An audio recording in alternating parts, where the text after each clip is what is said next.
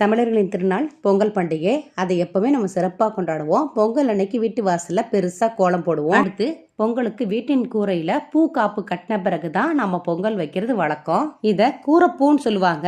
இத வீட்டு வாசல்ல எதுக்காக கட்டுறோம் அப்படின்றத பத்தி இப்ப தெரிஞ்சுக்கலாம். கூரை பூவோட மாவிலை, வேப்பிலை, ஆவாரம் பூ, தும்பை செடி, பிரண்டைன்னு இந்த 6 பூச்செடிகளையும் மஞ்சள் துணியில கட்டி வீட்டு வாசல்ல தொங்க விடுவாங்க.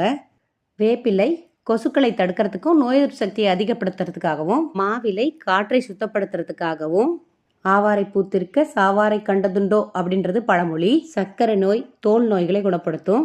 பிரண்டை எலும்பு முறிவுக்கு இதை விட வேற சிறந்த மருந்து எதுவுமே கிடையாது. தும்பை செடி பனிகாலம் முடிஞ்சு வெயில் காலம் தொடங்கும் போது, அதாவது கிளைமேட் சேஞ்ச் காரணமாக ஏற்படுற சளி இருமலை குணப்படுத்தும். கூரைப்பூ சின்ன சின்ன பூச்சிகள் வருவதை தடுக்கும். விஷ முறிவுக்கு பயன்படும். இதை கட்டுறதுனால வருஷம் முழுதும் மங்களம், ஆரோக்கியம், பாதுகாப்பு, நிம்மதியான வாழ்க்கை அமையும். இயற்கையோடு இணைந்து